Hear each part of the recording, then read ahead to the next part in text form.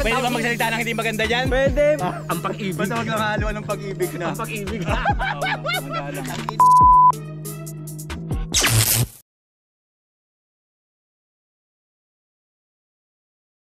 Good day, User Dev MPB once again para sa isa na namang episode ng iba't ibang downhill at enduro races dito sa Pilipinas. And andito tayo ngayon sa pinaka-inaabangan ng lahat dahil ito ang leg 1 or start ng Dartmoor Gravity Enduro Series. Nagaganapin this year, magsisimula yan dito sa Nabuclod, Florida Blanca sa February 25 this year at magtatapos sa La Union, October naman of this year also.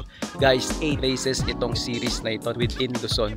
So guys, if you want to register dito sa Nabuclod, Florida, Pampanga, which is again gaganapin sa February 25, please click on the link below. Nandyan yung race registration kung gusto nyo mag-join sa race na ito. And of course, nandito tayo ngayon to check important features, trail profile, at syempre susubukan nating gumawa ng mga full run for each stages dito sa trail na ito. And by the way, 3 stages ang gagamitin na stage dito since enduro race ito. So i-check natin yan mamaya. And of course, included sa video na ito, important information such as Google Maps or sa Waze para makapunta dito, parking and porter system at iba pang mga impormasyon na kailangan natin malaman. And guys, lastly, please, if you find this video helpful, please consider subscribing para updated kayo sa mga ilalabas nating video. And support nyo na din para makagawa pa ako ng mga videos na katulad nito. Thank you for your support guys. Enough talking. Let's hop on our bike.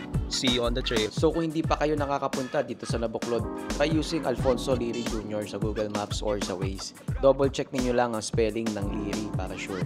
Diyan mismo nakatambay ang mga porters sa gate ng bahay nila. Travel time namin from Bicutan is around 3 hours kasama ng mga stopovers dyan. Papunta, nag-San Fernando exit muna kami from NLEX. Going back home, we took EasyTex na para mas mabilis. Medyo mas mahal nga lang dahil sa toll pero mas mabilis siya dahil expressway ka na kagad. Likewise, pwede din naman EasyTex papunta kung gusto nyo ng mas mabilis na biyahe.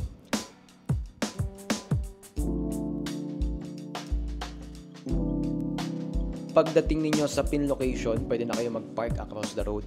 And sa tapat niyan, meron kayong mapapansin na nakabukas na gate ng bahay. Ito naman yung bahay ni Konsehal Archie. Pwede din kayo mag-park sa loob kung may space pa. And at the same time, pwede na rin kayo kumain dito sa mini restaurant nila. Meron sila mga lutong ulam and napaka-accommodating nila dito. So shout out Konsi Archie sa inyong suporta sa mga riders. Ang porter fee nila dito ay 120 pesos and pakiusap ng mga porters natin is magbayad na kagad para maiwasan natin makalimot. Yan. Daming porter dito guys. Di kayo maubusan.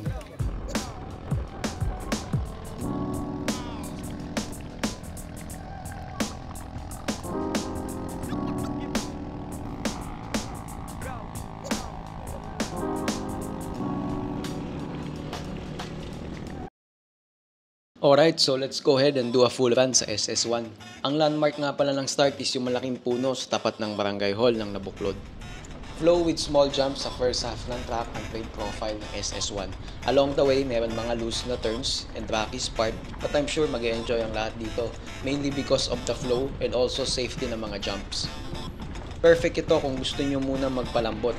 General profile ng lupa is loose, so ingat lang sa mga flat turns.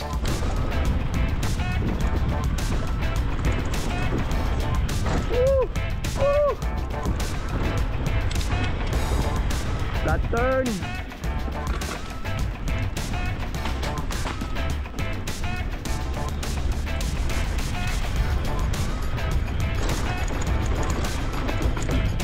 Oh.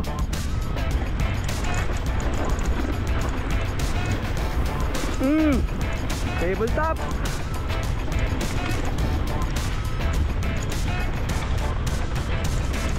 Isa pa, iwas muna tayo dyan.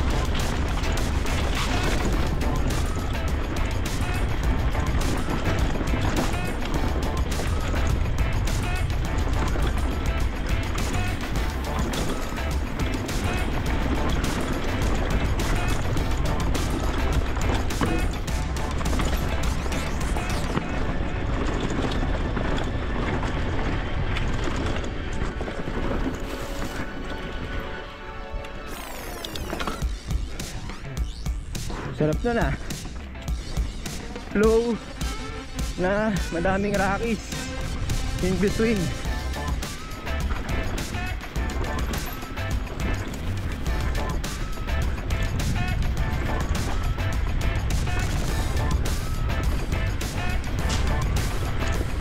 Jump.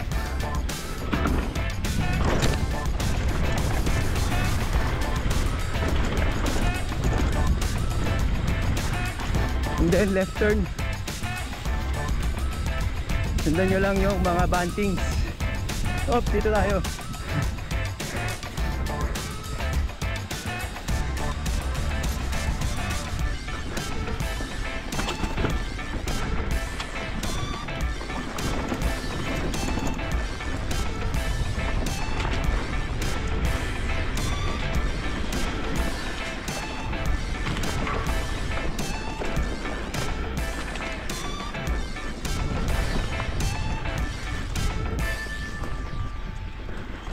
Okay, medyo steep.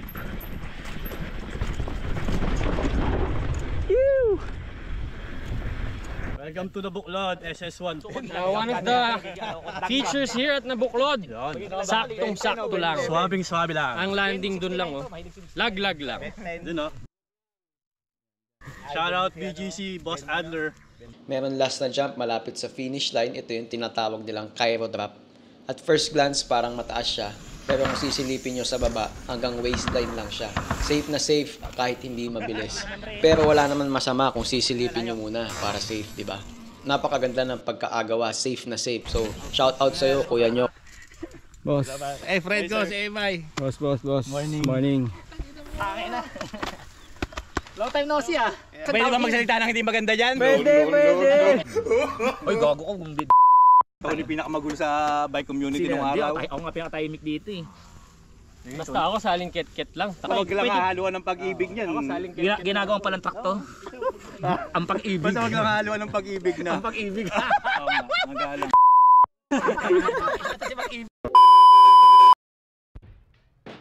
Okay, check naman natin itong special stage 2. Ito ang pinakamalayo from Porter area. Tuloy lang kayo after kayo ibaba ng Porter. Along the way, may mapapansin kayo na konting ahon na part. Sa taas ito, meron markings. Probably itong start dahil ito din ang ginamit na start ng race last 2022. Tira na mga idol! Challenging ang part na ito sa SS2 because kailangan mo dumaan dito sa taas. Dahil sa left side, sobrang lalim na lang rats to the point na hindi na talaga siya passable. So pipilitin mo talaga isang pa dito ang bike. Kung mapapansin niyo dito, nakasilip itong bato na ito. Challenging siya kasi pababagalin ka niya habang umaakyat. Kapag sobrang bilis naman, may risk na hindi mo makontrol ang bike at baka mapunta ka sa left side katulad na nangyari dito.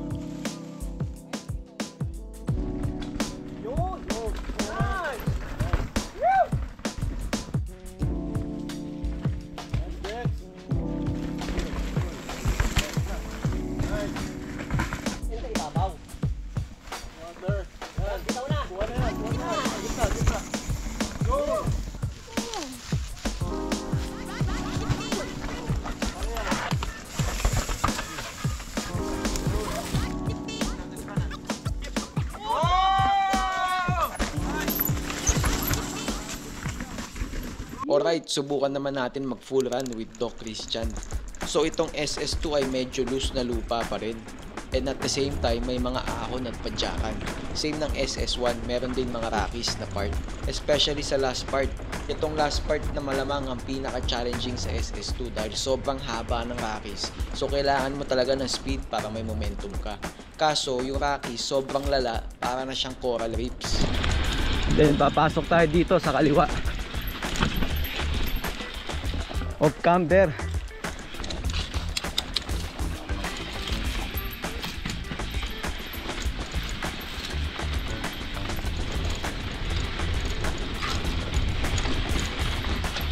Uy.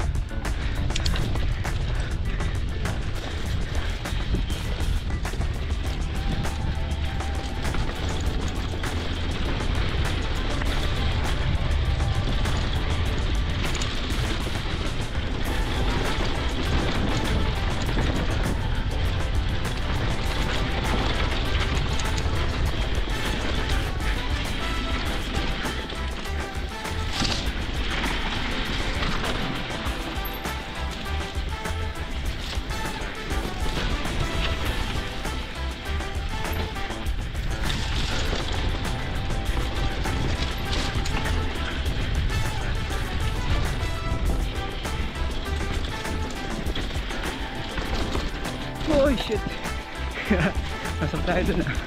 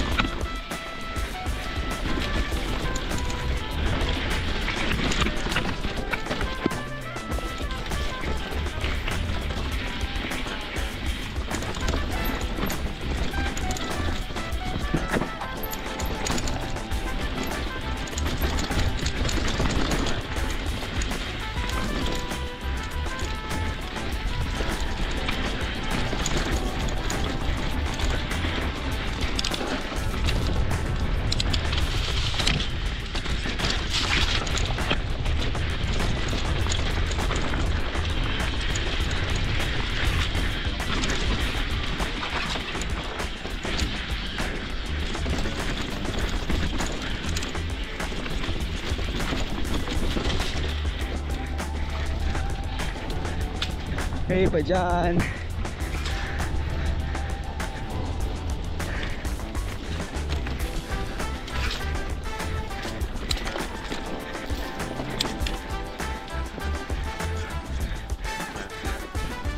Woo!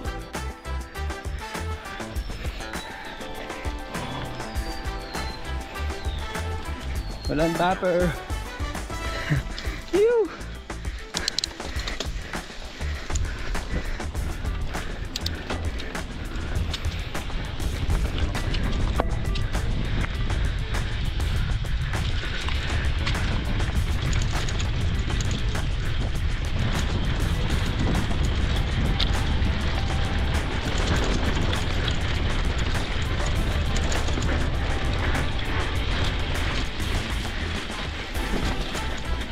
Para mas maganda sa kaliwa. Mali.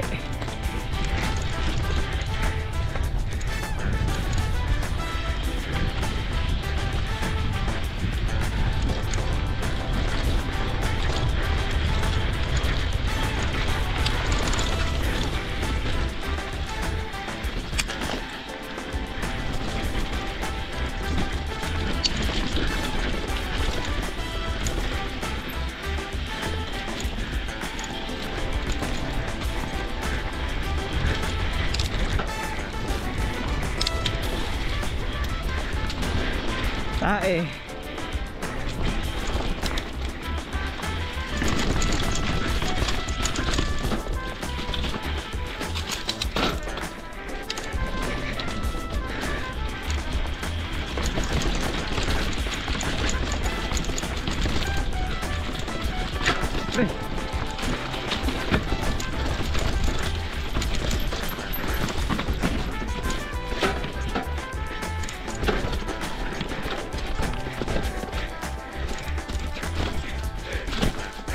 Uy, grabe.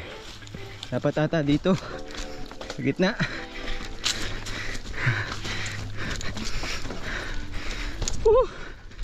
Grabe yun ah. Para mas maganda sa gitna dun sa second part.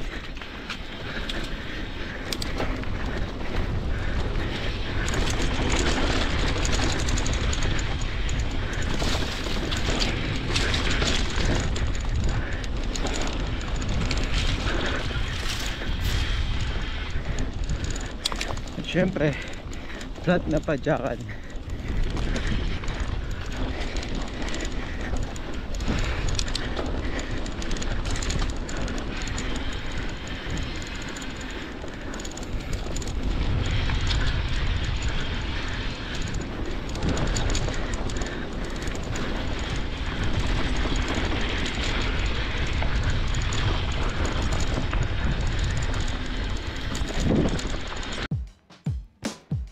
Alright, dito na tayo sa last stage, Steep 101 kung tawagin. General profile ng lupa, well, ito ang pinaka-loose sa lahat ng special stage.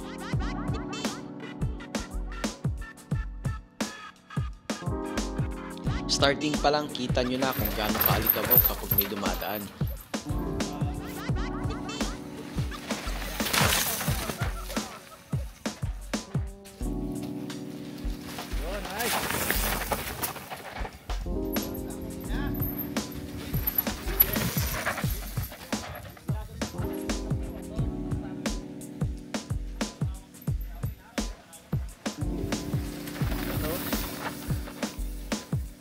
Okay, dito tayo ngayon, SS3 ng Nabuklod Trail Steep 101 with sa Jed.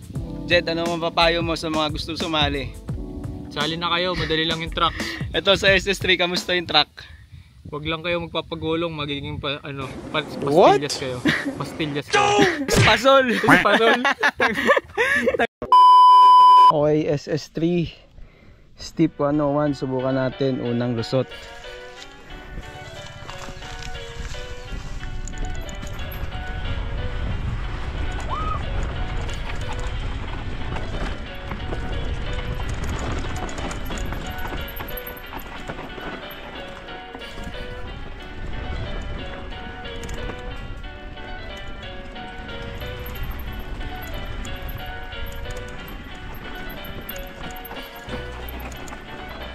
Dito naman sa part na ito ang most challenging.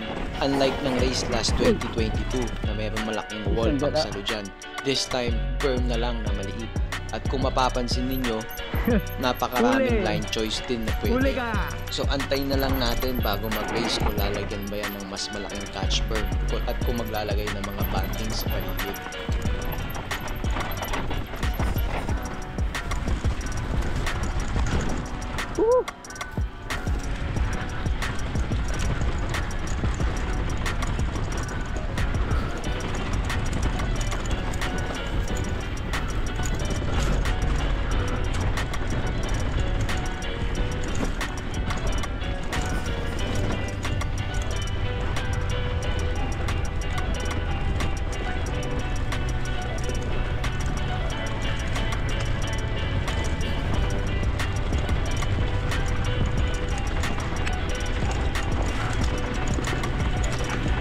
Oy, laglag tayo doon. Sobra.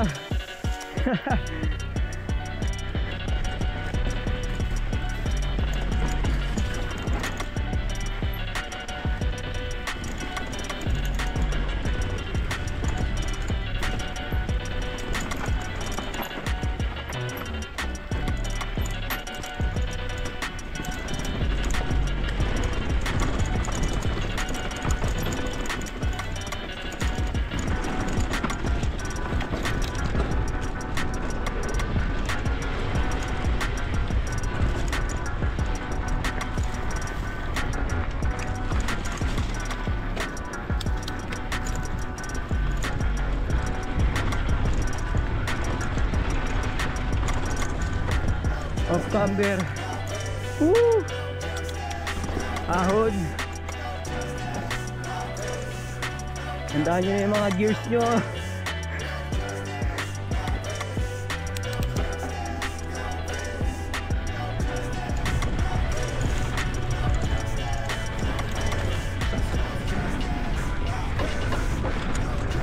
Isa pa, isa ahon. After ninyong malagpasan ng mga challenging na loose steep, andito din ang pinakamatinding ahon sa lahat ng mga special stage. Halos di ko na nga kinaya itong mahabang ahon dahil tirik din ang araw, madali ka din mapapagod.